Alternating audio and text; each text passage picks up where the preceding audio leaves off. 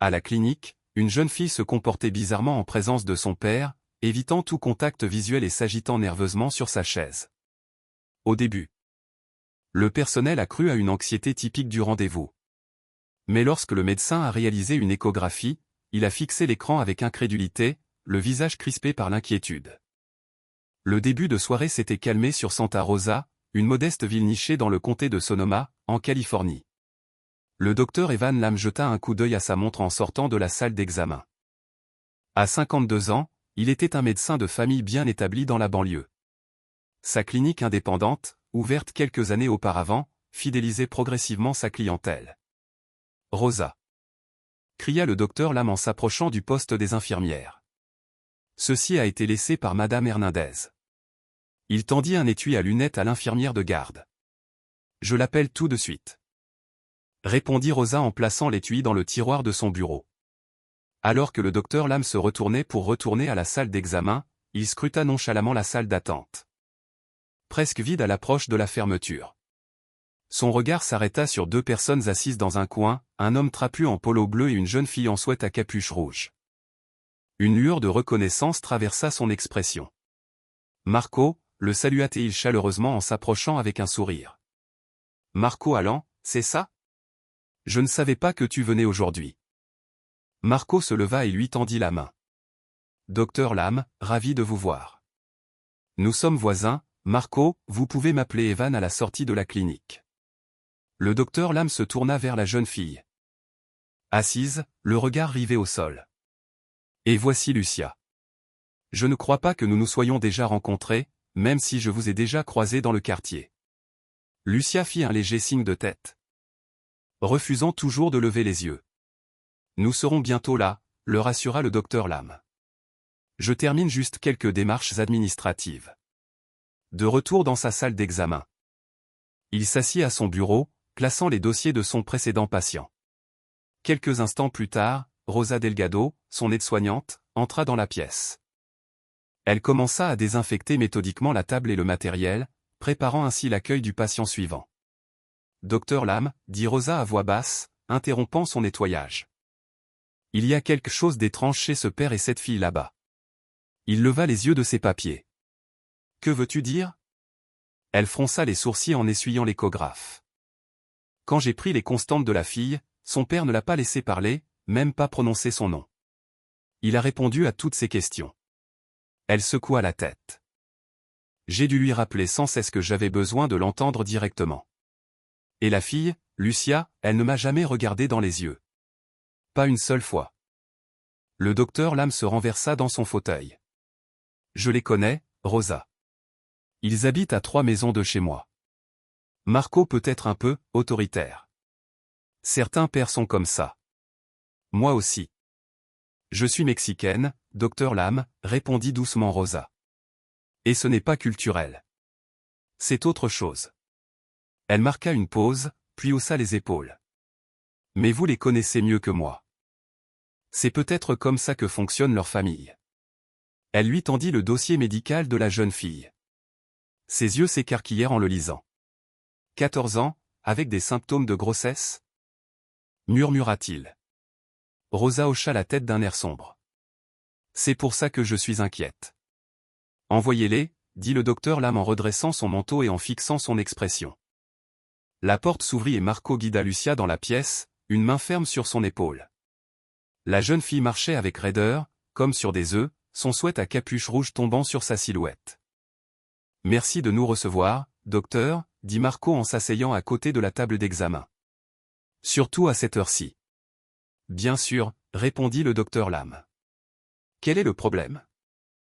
Marco s'éclaircit la gorge, visiblement mal à l'aise. Ce n'est pas facile à dire, mais, ma fille est enceinte. Bien qu'il ait déjà lu le dossier. Entendre ces mots à voix haute lui noua l'estomac. Il regarda Lucia, assise en silence, les yeux rivés sur ses mains. Je vois, dit-il doucement. Lucia, comment te sens-tu? Avant qu'elle puisse répondre, Marco l'interrompit.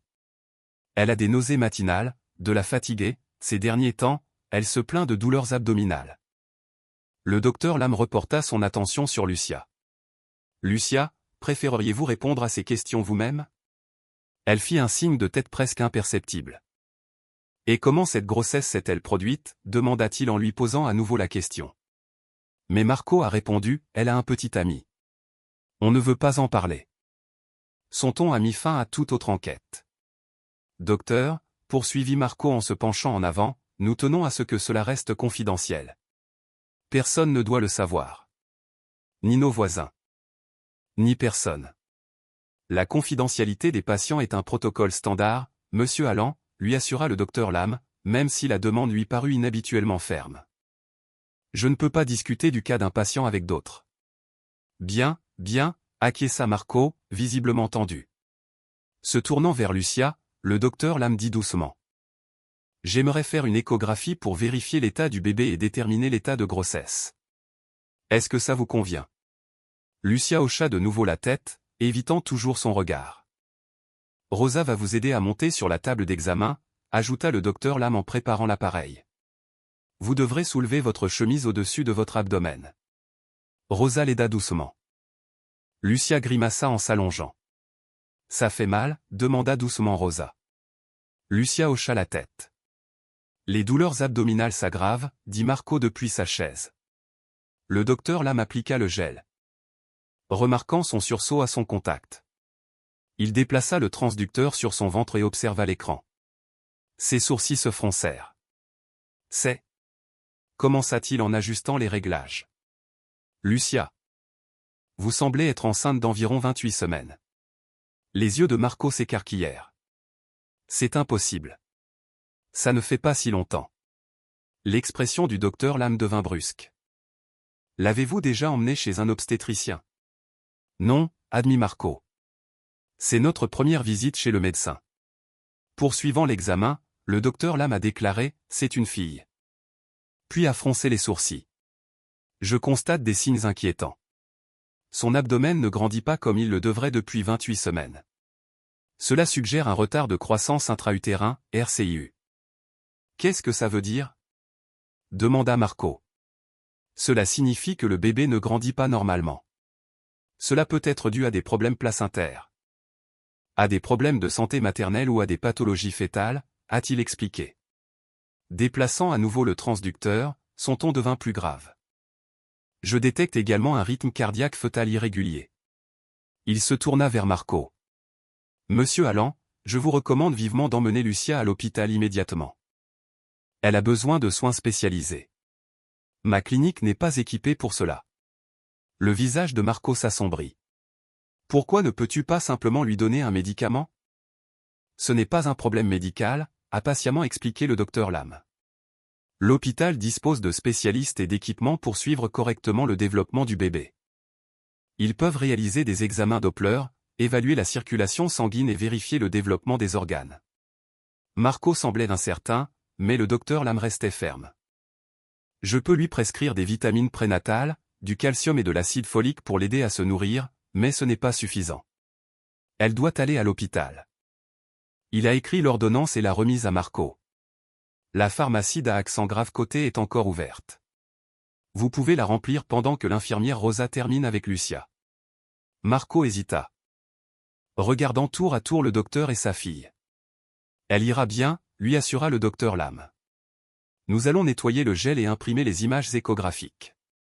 Elle vous rejoindra bientôt. À contre-cœur, Marco prit l'ordonnance et partit, jetant un dernier regard à Lucia avant de fermer la porte. Dès qu'il fut parti, Rosa essuya doucement le gel sur l'estomac de Lucia. Tout ira bien. Ma chérie, dit-elle doucement. Les yeux de Lucia se remplirent de larmes. Elle donne des coups de pied quand elle entend sa voix, murmura-t-elle. Je déteste qu'elle l'aime. Le docteur Lam et Rosa se figèrent, échangeant des regards alarmés.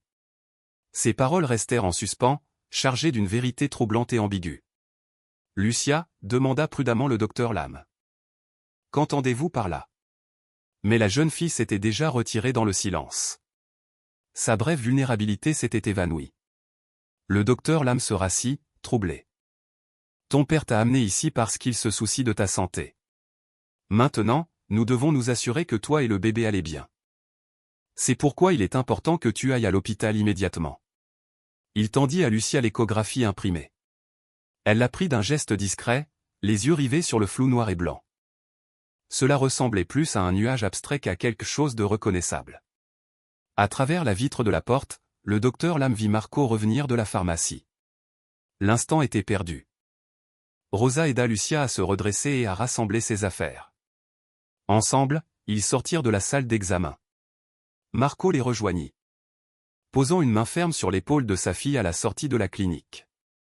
Après leur départ, Rosa revint seule.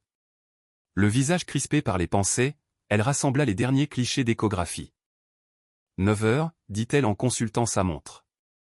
C'est tout pour aujourd'hui, n'est-ce pas? Le docteur Lam hocha la tête, toujours perturbé par les paroles énigmatiques de Lucia. Oui. C'étaient nos derniers patients. Rosa commença à éteindre l'appareil à ultrasons, ses mouvements étaient vifs mais distraits. C'était étrange, tu ne trouves pas? Dit-elle enfin. La fille qui cachait sa grossesse pendant 28 semaines, et ce qu'elle disait quand son père quittait la pièce.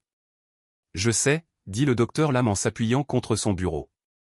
C'était vraiment inhabituel.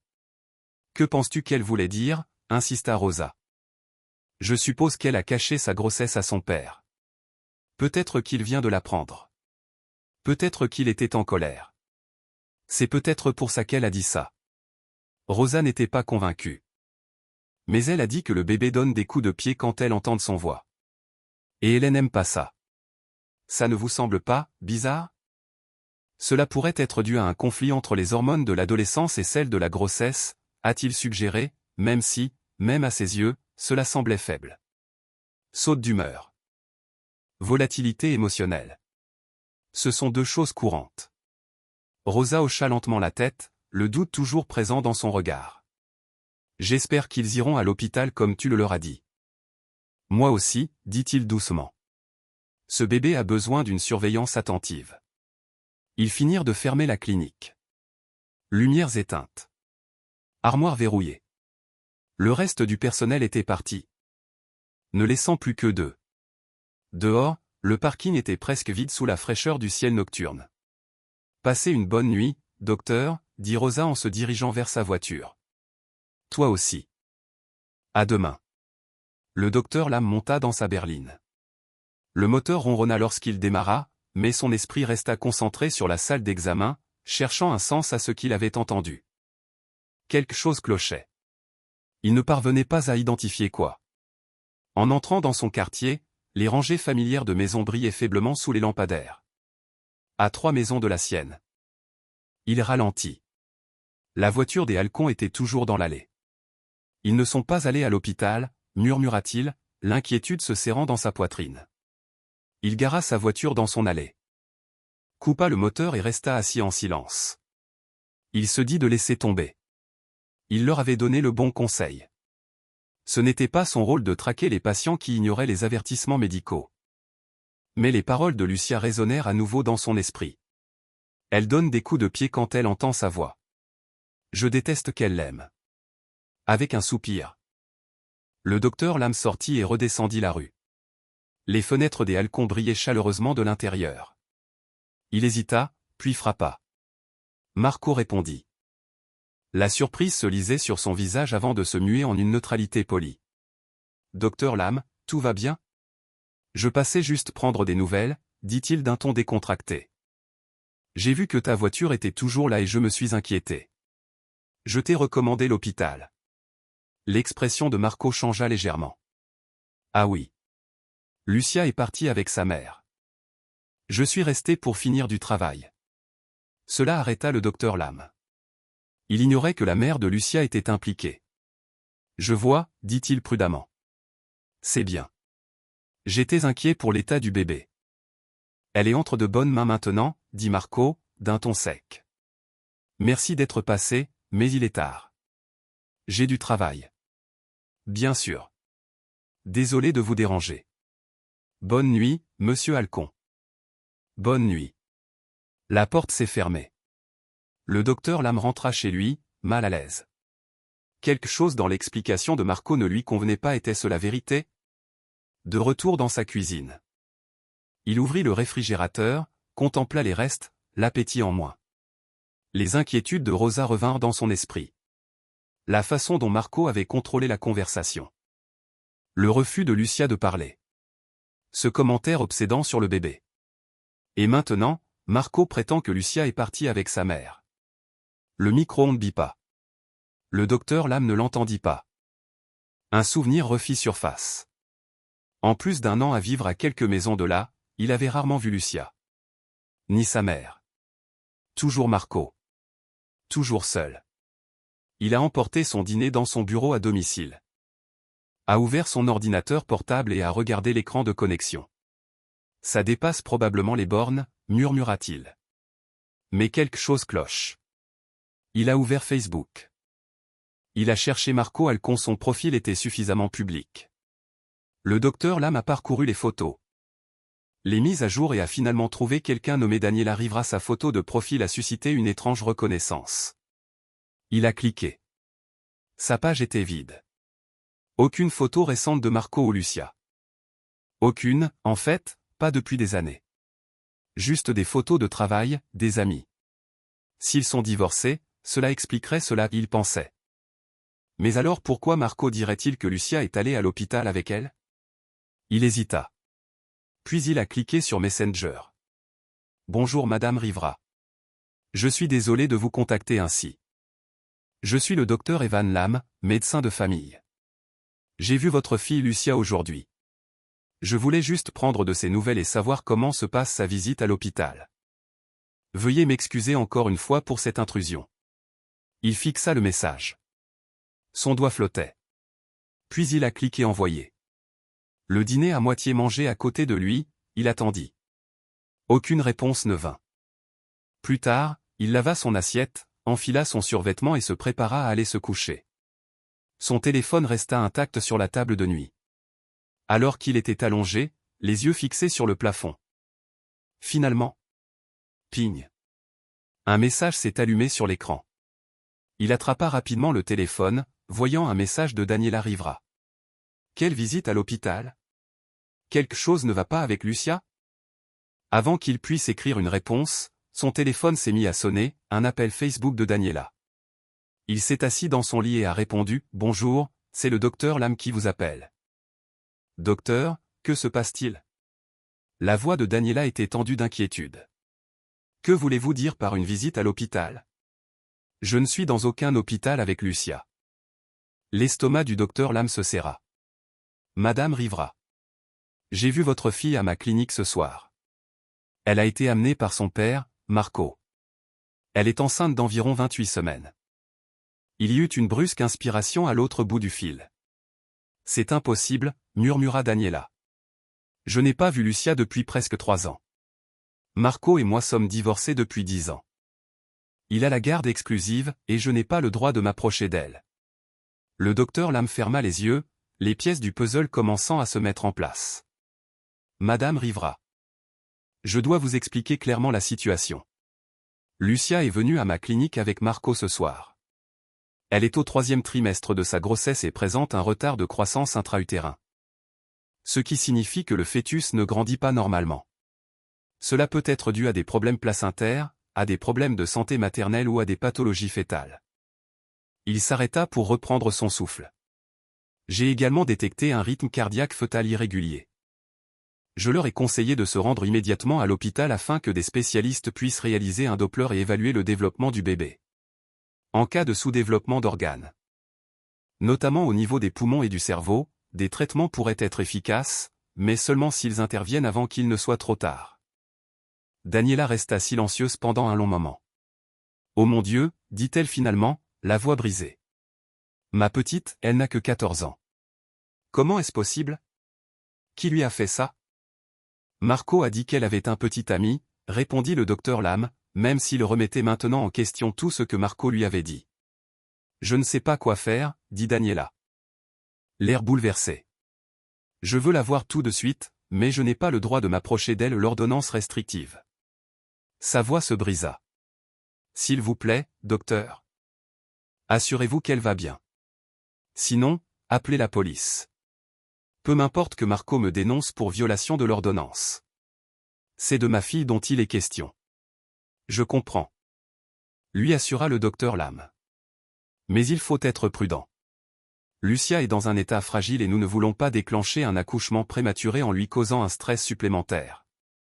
Tu as raison, acquiesça Daniela à contre-cœur. Que vas-tu faire?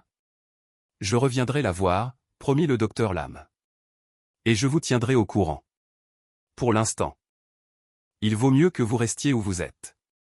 Après avoir raccroché, le médecin a consulté le dossier médical électronique de sa clinique depuis son ordinateur portable. Il a récupéré les images échographiques de Lucia et les a étudiées attentivement. Les images ont confirmé son diagnostic initial, retard de croissance. Fonction placentaire potentiellement altérée et signes inquiétants de diminution du flux sanguin vers le fœtus. Cela signifiait que moins d'oxygène et moins de nutriments parvenaient au bébé. Une situation qui pouvait se détériorer rapidement. L'horloge sur sa table de chevet indiquait 22h15. Il était tard pour les visites à domicile, mais l'homme lui avait clairement menti. Tandis que sa fille avait besoin de soins médicaux urgents. Le docteur Lam décida que cela ne pouvait pas attendre le matin. D'ici là, Marco serait peut-être au travail ou pire. Trouverait une autre excuse. Le docteur Lam s'est rapidement changé en vêtements de ville et est sorti de chez lui. La nuit était devenue plus fraîche. Un léger brouillard recouvrait le quartier. La maison Alcon se découpait sur le ciel nocturne, ses fenêtres encore éclairées. Il s'approcha de la porte d'entrée avec détermination. Prêt à confronter Marco au sujet de son mensonge et à insister pour que Lucia reçoive les soins dont elle avait urgemment besoin. Il frappa fermement, répétant ce qu'il dirait quand Marco répondrait. Mais quand la porte s'est ouverte, ce n'était pas Marco. C'était Lucia. Ses yeux s'écarquillèrent légèrement à sa vue. « Docteur Lam » murmura-t-elle en jetant un regard nerveux par-dessus son épaule. « Lucia, dit-il doucement, es-tu allée à l'hôpital » Elle secoua la tête. Ses doigts jouant avec l'ourlet de son sweat à capuche. « Lucia, j'ai besoin que tu me dises la vérité, dit le docteur Lam à voix basse. Que se passe-t-il? Pourquoi as-tu caché ta grossesse si longtemps? Lucia ouvrit la bouche pour parler, mais avant qu'elle puisse dire quoi que ce soit, la voix de Marco résonna à l'intérieur de la maison. Qui est-ce, Lucia? C'est le livreur? Qu'est-ce qui prend autant de temps? La peur traversa le visage de Lucia. S'il te plaît, vas-y, murmura-t-elle, commençant déjà à fermer la porte. S'il vous plaît. Le docteur Lam posa la main sur la porte, l'empêchant de se fermer complètement. Lucia, je peux vous aider. Laissez-moi vous aider. Je ne peux pas. Souffla-t-elle en fermant la porte. Le docteur Lam se tenait sur le porche, déchiré. Techniquement, il avait fait son devoir. Il avait informé Marco des risques et l'avait exhorté à se faire soigner à l'hôpital. Il ne pouvait pas les forcer à suivre ses conseils. Mais quelque chose dans cette maison lui semblait étrange. Profondément anormal, et il ne pouvait se résoudre à partir. Il avait fait une promesse à Daniela, et cette promesse avait encore du poids. Alors qu'il se retournait pour partir. La porte d'entrée s'ouvrit à nouveau. Cette fois, Marco se tenait dans l'embrasure de la porte, son expression sombre d'agacement. « Docteur Lam, dit-il d'une voix tendue. Pourquoi venez-vous sans cesse chez moi? Il est tard. Monsieur Alcon, commença le docteur Lam, s'efforçant de garder un ton professionnel, je suis inquiet pour l'état de Lucia. Vous m'avez dit qu'elle était allée à l'hôpital avec sa mère, mais je viens d'apprendre que c'est faux. Marco serra les dents. Tu m'as surveillé? À qui j'emmène ma fille, ça ne te regarde pas. En tant que médecin, sa santé me regarde, a rétorqué le docteur Lam. L'état du bébé est grave. Retarder le traitement pourrait entraîner des complications, voire pire. Marco le fusilla du regard, prêt à répondre, lorsqu'une lumière s'alluma chez le voisin. Un rideau trembla, quelqu'un observait. La confrontation nocturne n'était pas passée inaperçue. L'attitude de Marco changea brusquement. On devrait peut-être poursuivre cette conversation à l'intérieur, suggéra-t-il d'une voix soudain conciliante. Inutile de déranger tout le quartier. Le docteur Lam hésita, puis hocha la tête. Marco recula, le laissant entrer.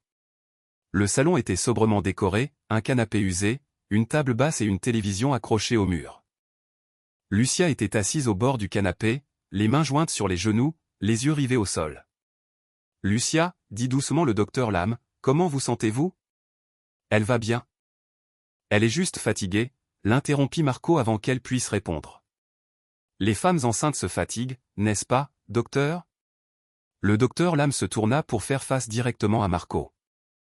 Monsieur Halcon, vous devez comprendre la gravité de la situation. L'échographie a révélé un retard de croissance intra-utérin et un rythme cardiaque fœtal irrégulier. Ces problèmes nécessitent une prise en charge médicale immédiate. Et on aura cette attention, répondit Marco d'un ton apaisant, le regard froid. Demain matin à la première heure. Pourquoi attendre?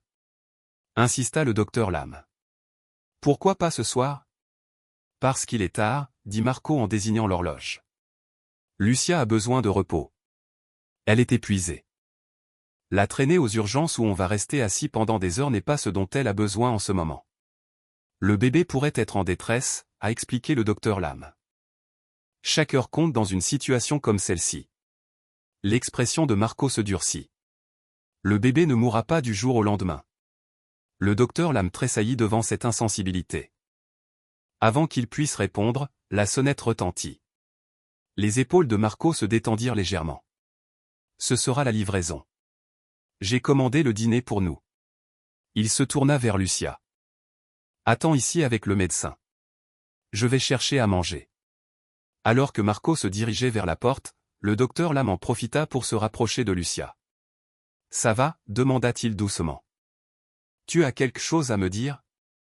Lucia jeta un coup d'œil vers la porte où son père payait le livreur, cherchant de la monnaie dans ses poches. Puis, rapidement. Lucia fouilla dans sa poche et en sortit plusieurs photos pliées. Elle les glissa dans la main du docteur Lam au moment même où Marco se retournait vers eux. Le docteur Lam a discrètement glissé les photos dans la poche de sa veste sans les regarder. Lucia se pencha plus près et murmura, plus, dans la chambre. Je vais vous aider. Promit le docteur Lam à voix basse. Vous êtes très courageux. Marco est revenu avec une boîte à pizza. De quoi parlez-vous tous les deux? Lucia me disait qu'elle avait faim. Dit doucement le docteur Lam. Ce qui est bien. Elle a besoin d'une alimentation adaptée. Tu vois, je suis un bon père, dit Marco en posant la pizza sur la table basse. Je veille à ce qu'elle mange bien. Il se tourna vers le docteur Lam, son attitude passant de la défensive au dédaigneux. Je comprends votre inquiétude, docteur, mais il se fait tard. Comme vous l'avez dit vous-même, les femmes enceintes ont besoin de repos. Si elle ne dort pas suffisamment, ce sera mauvais pour le bébé aussi, n'est-ce pas? Le docteur Lam a reconnu le licenciement. Oui, le repos est important, a-t-il concédé. Mais les soins médicaux le sont aussi. Et elle les recevra demain matin à la première heure, a insisté Marco. Promis. Ne voyant aucun moyen d'aller plus loin sans aggraver la situation, le docteur Lam se dirigea à contre-cœur vers la porte. Je reviendrai demain pour voir comment s'est passée la visite à l'hôpital. A-t-il dit, indiquant clairement qu'il ne laisserait pas tomber cette affaire. Bien sûr, répondit Marco, son sourire crispé n'atteignant pas ses yeux. Bonne nuit, docteur. En sortant. Le docteur Lam jeta un coup d'œil par la fenêtre. Marco et Lucia étaient assis à la table, la boîte à pizza ouverte entre eux.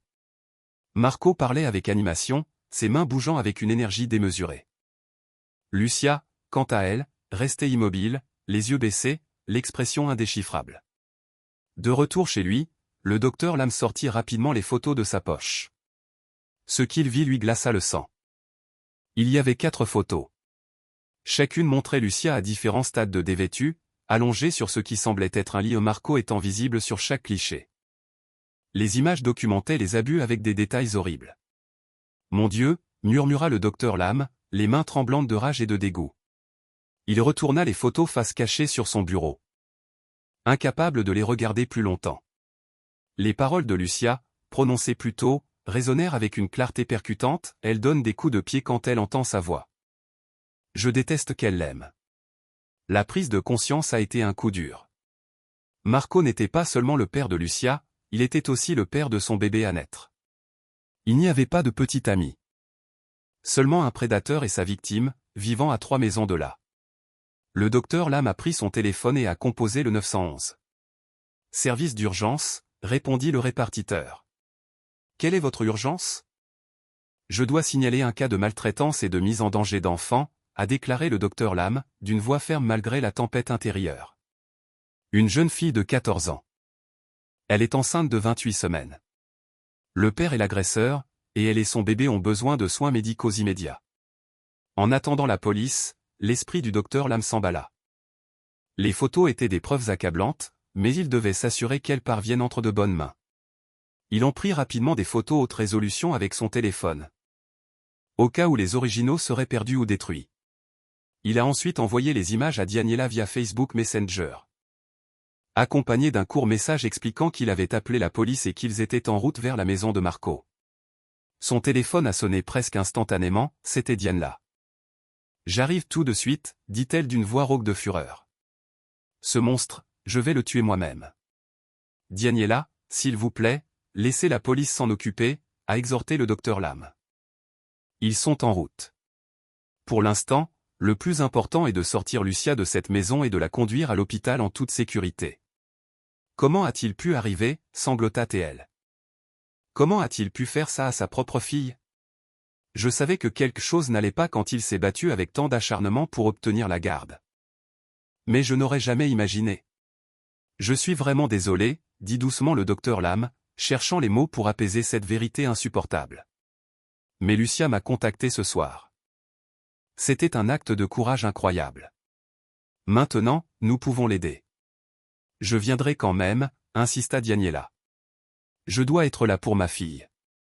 Bien sûr, dit-il. Laissez d'abord la police entrer. Après avoir raccroché, le docteur Lam arpentait son salon, jetant un coup d'œil à la fenêtre toutes les quelques minutes. On aurait dit des heures. Alors que seulement 20 minutes s'étaient écoulées. Enfin, les gyrophares apparurent, des voitures de police s'engageant dans la rue sans sirène, silencieuses et posées. Il s'est précipité dehors pour les rencontrer. 3 véhicules de police se sont garés près de la résidence Alcon. 6 policiers en sont sortis. Le docteur Lam s'est approché du responsable. Docteur Evan Lam, se présenta-t-il. C'est moi qui ai appelé. Inspecteur Moral, répondit l'officier. Avez-vous des preuves? Oui, répondit le docteur Lam en lui tendant les photos. Celles-ci m'ont été remises par la victime il y a moins d'1 heure. Elle a dit qu'il y en avait d'autres dans la maison. Moral examina les images, l'air dur. Et la fille est enceinte? Oui. 28 semaines. Elle a besoin de soins urgents. Un autre officier s'est approché. La maison est calme, inspecteur. Les lumières sont toujours allumées. Très bien. Dit Moral en tendant les photos à un officier qui les mit sous scellés dans un sac à preuves. Docteur Lam, veuillez patienter ici. Nous allons arriver. Les policiers se sont déployés et ont encerclé la maison. 2 d'entre eux se sont dirigés vers la porte d'entrée, tandis que d'autres surveillaient les sorties. Moral frappa bruyamment. Département de police de Santa Rosa. Pas de réponse. Il frappa à nouveau, plus fort. Toujours rien. Du mouvement fut confirmé à l'arrière de la maison. Moral donna l'ordre. On entre. Un officier avança un bélier. 3 coups puissants brisèrent le cadre. La porte céda. Police. Résonnèrent des voix à l'intérieur. Des voisins émergeaient, leurs robes serrées contre le froid. Un couple de personnes âgées s'approcha du docteur Lam. Que se passe-t-il? Demanda la femme, les yeux écarquillés. Avant qu'il puisse répondre, des cris ont éclaté à l'intérieur de la maison. Les policiers se sont précipités à l'étage. Puis un autre cri, venu de l'extérieur. Là. Sur le toit. Le docteur Lam leva les yeux. Marco sortait par une fenêtre du grenier. Entraînant Lucia avec lui. Son poignet serré dans sa main, elle peinait à garder l'équilibre sur le toit en pente. Recule, cria Marco. Je la repousse si tu t'approches. On est une famille. Si je pars, on part tous. Lucia pleurait maintenant, une main sur son ventre gonflé. S'il te plaît, ne fais pas ça, supplia-t-elle d'une voix tremblante. S'il te plaît, aide-moi. Les officiers ont reculé, appelant les ambulanciers et une aire d'atterrissage gonflable. Marco, appela le docteur Lam en s'avançant malgré le chaos. Ils ont les photos. Ils savent tout. Le visage de Marco se tordit de fureur. Elle t'a donné ces photos? cracha Théil à Lucia. Après tout ce que j'ai fait pour toi? Tu ne mérites pas de vivre. Une voiture s'arrêta dans un crissement de pneus à l'entrée du périmètre. Daniela en sortit d'un bond. C'est ma fille, cria-t-elle en essayant de se précipiter. Lucia, je suis là. Bébé. Je suis là. Lucia regarda la voix. Maman? Le moment de reconnaissance a donné à Marco juste assez de temps pour la tirer plus près du bord. La police avait réussi à déployer un coussin de sécurité géant sous le garage. Marco Alcon, cria l'inspecteur moral dans un mégaphone. Ici la police de Santa Rosa. Libérez la fille et rendez-vous immédiatement. Il n'y a nulle part où aller. Des policiers étaient postés à la fenêtre du grenier derrière lui, prêts à intervenir. Marco le remarqua. Reste en arrière, hurla-t-il en entraînant Lucia avec lui. Je vais sauter avec elle.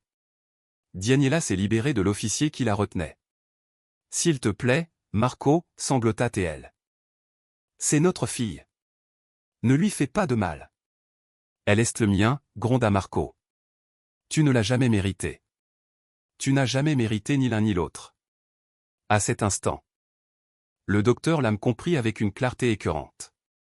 Marco ne menaçait pas seulement Lucia. Il revendiquait sa propriété sur elle et sur le bébé. À lui de la garder. À lui de la détruire.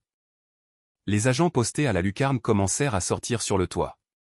Marco, voyant sa voie de fuite bloquée et les autorités se rapprochant, prit sa décision. Non, cria le docteur Lam. Mais il était trop tard. Marco a poussé Lucia du toit. Elle s'effondra en poussant un cri de terreur, son corps s'effondrant jusqu'à atterrir avec un rebond sourd sur le coussin gonflable.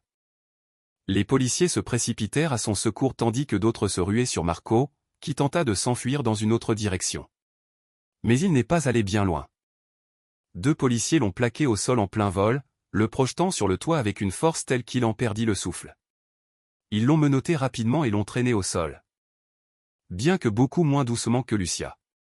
Le docteur Lam s'est précipité vers le coussin de sécurité où les ambulanciers vérifiaient déjà les signes vitaux de Lucia. Je suis son médecin, dit-il en s'agenouillant à côté d'elle. Lucia, m'entends-tu? Ses yeux s'ouvrirent brusquement, des larmes coulant sur ses joues. Le bébé, murmura-t-elle. Il va bien? Le docteur Lam a doucement posé une main sur son abdomen, sentant attentivement tout mouvement. On va t'emmener à l'hôpital pour en être sûr, dit-il doucement. Mais je pense qu'elle ira très bien.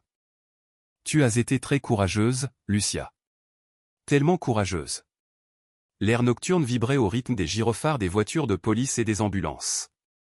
Les policiers conduisirent Marco, menotté, vers une voiture de patrouille qui l'attendait. Son visage se tordit de fureur. En passant devant Daniela, qui regardait les ambulanciers soigner Lucia, Marco cracha dans sa direction. C'est ta faute, gronda Théil. Tu n'as jamais été une vraie mère pour elle. Daniela s'exclama. Elle se précipita en avant, son sang-froid finissant par craquer. Espèce de monstre! S'écria-t-elle. Ce que tu as fait à notre fille, tu n'es pas humain. Un officier est rapidement intervenu, la retenant tandis que d'autres poussaient Marco dans la voiture de police. Il devrait croupir en prison pour toujours, sanglota Daniela tandis que le docteur Lam s'approchait d'elle. J'ai toujours su que quelque chose clochait chez lui, murmura-t-elle. Mais ça. Vous ne pouviez pas le savoir, répondit doucement le docteur Lam. Les prédateurs comme Marco sont passés maîtres dans l'art de dissimuler leur véritable identité. Les ambulanciers avaient stabilisé Lucia sur un brancard et s'apprêtaient à la charger dans l'ambulance. Le docteur Lam guida Daniela vers elle. Elle a besoin de toi maintenant, dit-il. Concentre-toi sur Lucia, pas sur lui. Daniela hocha la tête, essuyant ses larmes en s'approchant du brancard. En voyant sa mère, une nouvelle émotion s'empara de ses yeux. Maman? Murmura-t-elle en tendant une main tremblante. Tu m'as manqué. Daniela lui prit la main et y déposa un baiser tandis que des larmes coulaient sur ses joues. Tu m'as manqué aussi, ma puce. Tellement. Je suis là maintenant, et je ne te quitterai plus jamais. Le docteur Lam s'est tourné vers le secouriste en chef. Je suis son médecin. J'aimerais l'accompagner à l'hôpital, si ça vous va. Le paramédical hocha la tête. Nous pourrions avoir besoin de votre avis, docteur. Alors qu'il chargeait Lucia dans l'ambulance, le détective moral s'avança. Docteur. Nous devrons vous parler à l'hôpital. Il s'est également tourné vers Daniela. Vous aussi, madame. Mais pour l'instant, partez avec votre fille. On vous retrouve là-bas. Daniela monta dans l'ambulance, sans lâcher la main de Lucia. Le docteur Lam la suivit, prenant place face à elle, tandis que les ambulanciers continuaient de surveiller les signes vitaux. À l'intérieur de l'ambulance, le docteur Lam a écouté le rythme cardiaque du bébé à l'aide de son stéthoscope. Le rythme cardiaque est toujours irrégulier, mais fort, a-t-il dit à Lucia. La chute ne semble pas avoir causé de traumatisme, mais l'hôpital procédera à un examen complet. L'ambulance filait à toute allure dans les rues sombres de Santa Rosa. Sirène hurlante dans la nuit. Le docteur Lam regardait Daniela caresser les cheveux de sa fille en murmurant des mots rassurants. Malgré les années de séparation, leur lien avait survécu. Témoignant de la force inébranlable de l'amour d'une mère. À l'hôpital, une équipe d'urgence obstétricale les attendait. Le docteur Lam a informé le docteur Elena Vasquez, spécialiste des grossesses à risque. 28 semaines, a-t-il résumé. RCIU et arythmie fœtale. Traumatisme potentiel dû à une chute, même si elle a atterri sur un coussin gonflable. Le docteur Vasquez hocha vivement la tête. On s'en occupe. Merci pour votre rapidité d'action ce soir. Tandis que l'équipe médicale emmenait Lucia, le docteur Lam rejoignit Daniela dans la salle d'attente. Peu après, l'inspecteur moral arriva avec un autre agent et une femme des services de protection de l'enfance. Je suis Rebecca Miller, se présenta-t-elle. Nous devons comprendre ce qui s'est passé ce soir. Docteur Lam, veuillez commencer depuis le début, dit le détective. Le docteur Lam a tout raconté. Depuis la visite de Lucia à sa clinique jusqu'au moment où il a réalisé la vérité grâce aux photos. Marco a prétendu que le père du bébé était son petit ami, a-t-il déclaré. Mais lorsque Lucia a mentionné que le bébé donnait des coups de pied en entendant la voix de Marco, cela a pris une nouvelle signification horrible. Le détective moral hocha la tête d'un air sombre. Nous avons trouvé une pièce cachée au sous-sol, exactement comme Lucia l'avait décrit. Il y avait des caméras. Du matériel d'enregistrement. Daniela halta, se couvrant la bouche tandis qu'un sanglot s'échappait. Dans la chambre de Marco, nous avons trouvé des centaines de photos de Lucia. A poursuivi l'inspecteur. Certaines dataient de plusieurs années. Cela dure depuis très longtemps. Comment personne n'a rien remarqué, s'écria Daniela. Comment une telle chose a-t-elle pu arriver? Les prédateurs comme Marco isolent leurs victimes, explique Madame Miller. Ils les coupent de leur famille, de leurs amis, de l'école, de tout. Le détective se tourna vers Daniela. Mademoiselle Rivera, nous devons comprendre comment Marco a obtenu la garde de Lucia. Cela pourrait nous aider à étayer notre dossier. Daniela baissa les yeux, honteuse. Je n'en suis pas fière, commença-t-elle doucement. Après notre divorce avec Marco il y a 10 ans, je travaillais de nuit dans un casino. Peinant à subvenir à mes besoins. J'ai commencé à jouer au poker clandestinement pour étirer mes salaires, mais c'est devenu une addiction. Elle déglutit difficilement.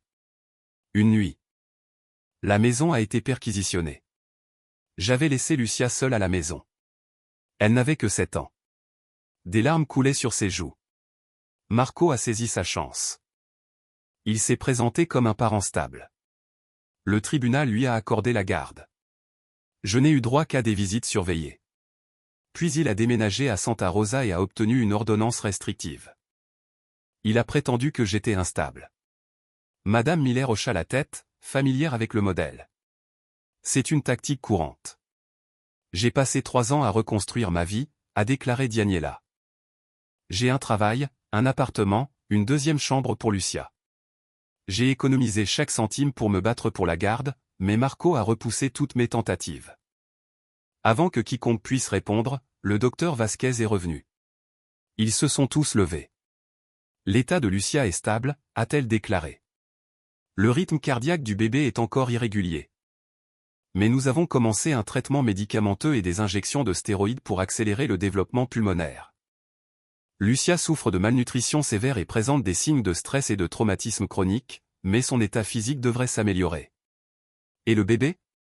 Demanda Diana avec anxiété. Nous surveillons l'évolution de la situation de près. Les prochaines 48 heures sont cruciales. Heureusement, aucun signe de décollement placentaire. Mais le retard de croissance et l'arythmie restent préoccupants. Pouvons-nous la voir ? Demanda le docteur Lam. Le docteur Vasquez hocha la tête. Elle demande sa mère. Et vous, docteur Lam? Elle dit que vous lui avez sauvé la vie. La chambre d'hôpital était sombre, les machines émettaient de légers bips. Lucia était allongée sur des oreillers, une perfusion dans le bras. Des moniteurs fœtaux fixés sur son ventre gonflé. Bien qu'épuisée, quelque chose avait changé en elle, une étincelle de liberté évidente. Daniela s'avança lentement. Comme si elle avait peur que le moment ne se brise. Lucia, murmura-t-elle en lui prenant la main. Ma belle et courageuse fille. Les yeux de Lucia se remplirent à nouveau. Maman? Souffla-t-elle, plus forte maintenant. Tu es revenue pour moi. Je n'ai jamais cessé d'essayer de revenir, dit Daniela en s'asseyant doucement au bord du lit. Ton père a rendu cela impossible. Mais c'est fini maintenant. Il ne pourra plus jamais te faire de mal. Le docteur Lam se tenait respectueusement au pied du lit, leur laissant de l'espace. Le détective Morale et Madame Miller attendaient silencieusement à la porte, comprenant le caractère sacré du moment. Après une longue pause, Lucia tourna son regard vers le médecin. Merci, dit-elle simplement, de m'avoir cru. De nous avoir aidés. Vous êtes courageuse, Lucia, répondit le docteur Lam. Vous avez trouvé le courage de demander de l'aide, et c'est ce qui vous a sauvé. Vous et votre bébé. L'inspecteur Morale s'avança. Lucia, je sais que c'est difficile, mais nous devons vous poser quelques questions pour monter notre dossier contre votre père. Ça vous convient? Lucia jeta un coup d'œil à sa mère, qui lui serra doucement la main. C'est ton choix, ma chérie. Quoi que tu décides, je suis là pour toi. Lucia hocha lentement la tête. Je veux dire la vérité. Toute la vérité.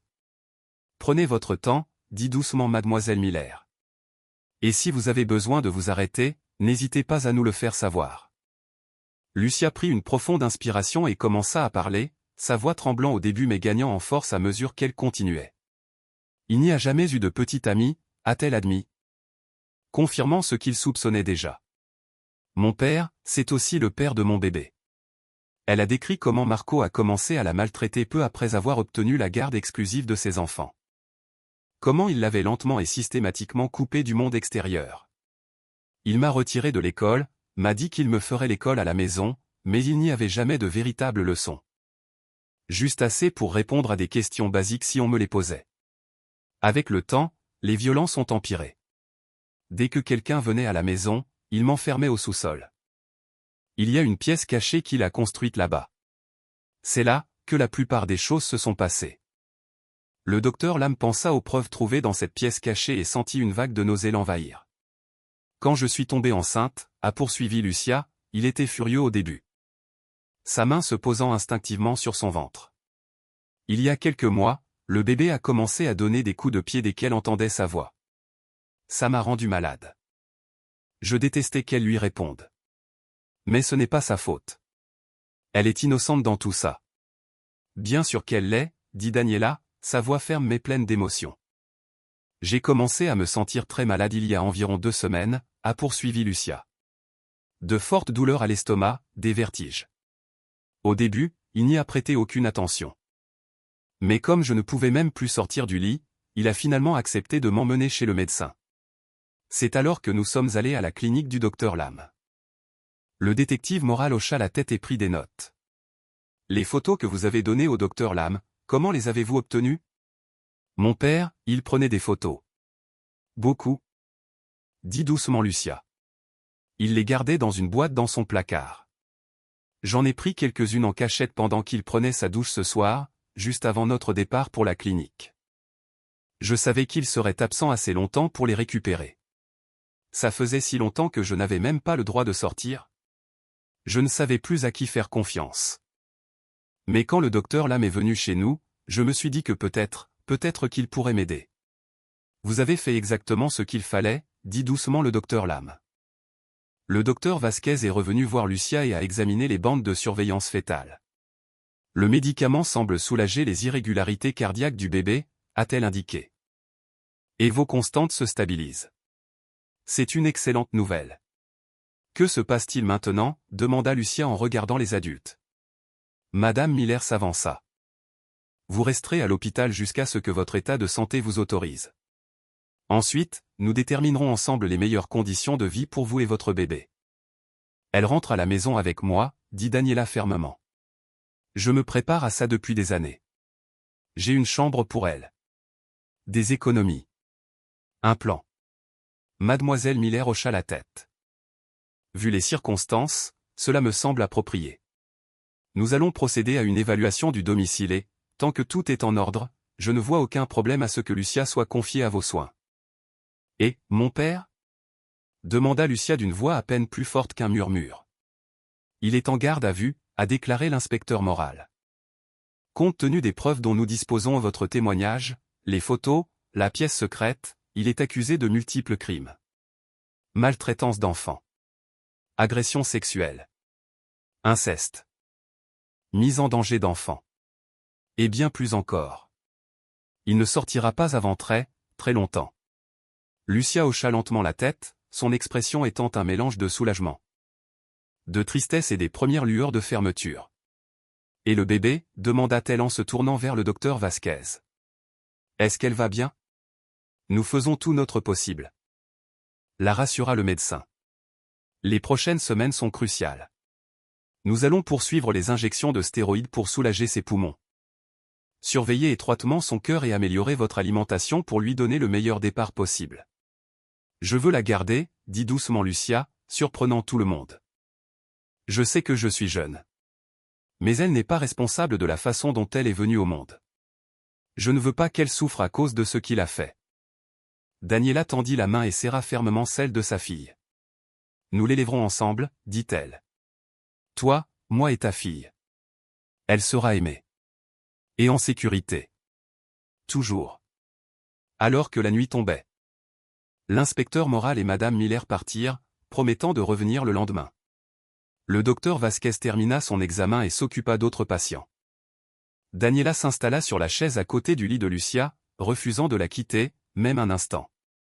Le docteur Lam rassembla discrètement ses affaires. Son travail était terminé.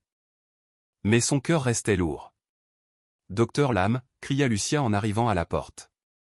Merci. De m'avoir écouté. D'avoir vu que quelque chose n'allait pas. Il se retourna.